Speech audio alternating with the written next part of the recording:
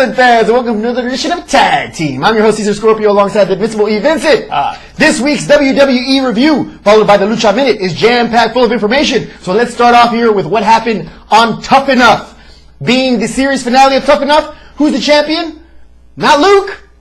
Who is it? Andy Leavine. Leavine! Question to you, E. Was he the right choice when it seems to me a polished Luke was ready to sign that contract? I have to say, Luke was ready pretty much from day one. He was basically just, spinning his wheels, waiting for his time. He expected it, and that may have come across as being arrogant or cocky, but it's like, does it really count against you if you can back it up? That's the real question.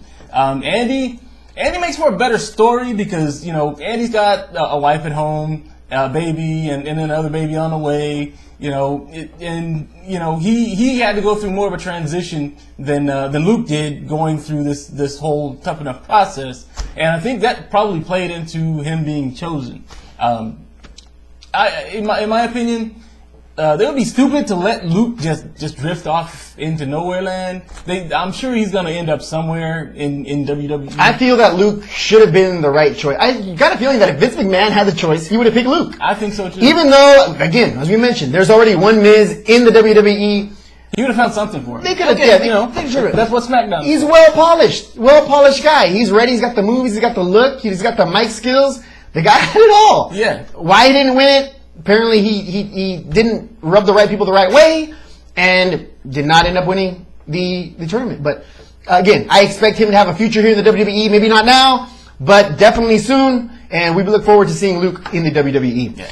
Following that, on WWE's Monday Night Raw, we had the fact that R-Truth finally getting a title shot. Finally. It's going to be a capital punishment, but finally. He finally got a shot. All he had to do was lose his mind, dress up like a Confederate soldier, and apologize for dashing the dude last week in the face with soda.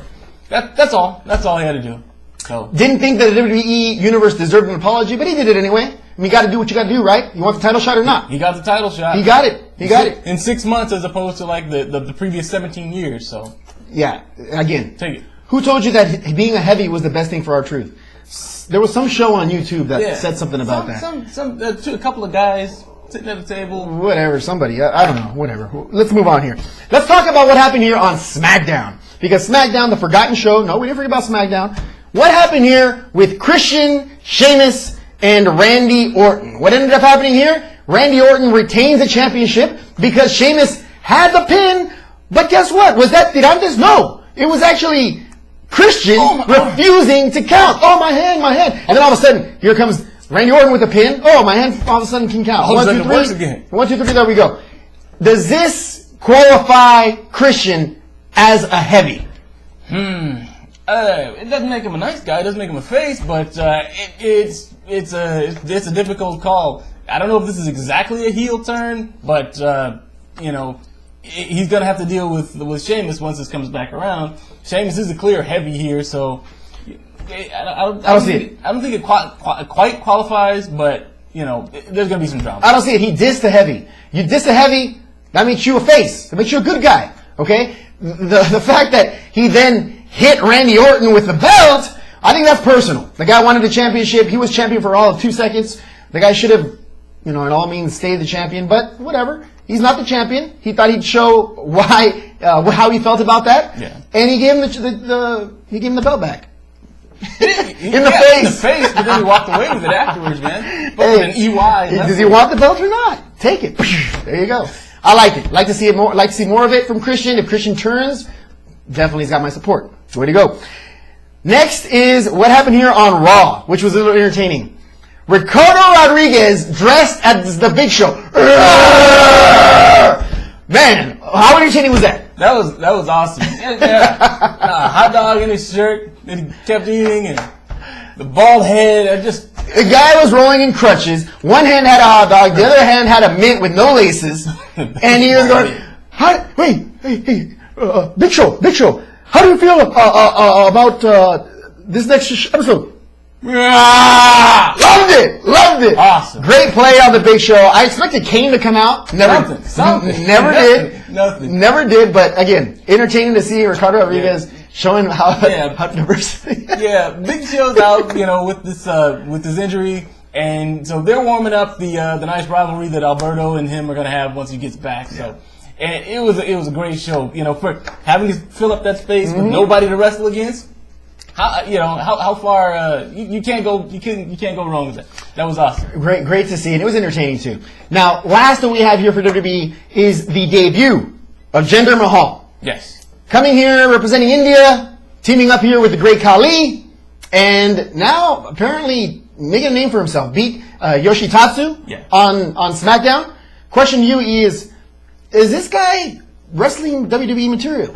I think so. He's big. But he's still fast. He's got moves, so I think he fits right in. He's definitely found his niche working with Khali. So I say run with it. Let's see what happens. Looks to me like a low-budget Alberto Del Rio, wearing the white, pretends he's royalty, aristocratic and whatnot. Nah, change it. That's not working. We'll see where. I'm not really a fan. I give it a few weeks. See if you get some traction. Whatever. He's on SmackDown. Del Rio's on Raw, so maybe that's the reason for it. But I don't really care for it too much. We'll see. Maybe he changes up. Maybe. We'll find out. All right, that's all the information we have for the WWE review. Now let's move on to the Lucha Minute. Two things I want to go over with you in the Lucha Minute. First things first. Averno versus La Máscara coming soon. It's going to be live on the 17th, but available on Galavisión on the 19th. Mask for the mask. Don't miss it. We're going to have spoiler on the website, unifiedwrestling.com, after it shows up on the 17th. But if you want to go ahead and follow it on Galavisión, that's going to be available on Sunday, the 19th. Don't miss it. Guaranteed to be an awesome match. Next, also, we wanted to make sure that you understood that Ángel de Oro beat, let's see here, actually won the tournament here, Forjando un Ídolo, which means forging an idol. The tournament here with Pólvora, that's who it was. Pólvora was actually in the tournament with him, ends up winning a best-of-3 match. Awesome 3 falls. Man, if you didn't get a chance to see it, see if you can find it on YouTube. The third fall was actually the most entertaining. Make a long story short, the Ángel de Oro wins it out, and he is the champion of that tournament. Where that leads to title matches, that's what he's hoping for, so we'll find out. That's all the information we have here on this edition of Tag Team. Be sure to catch us again on our Friday edition for the TNA review and Invincible E. Vincent to be the hard way. I'm Cesar Scorpio here for Invincible E. Vincent. Thank you very much for watching. See you guys on Friday.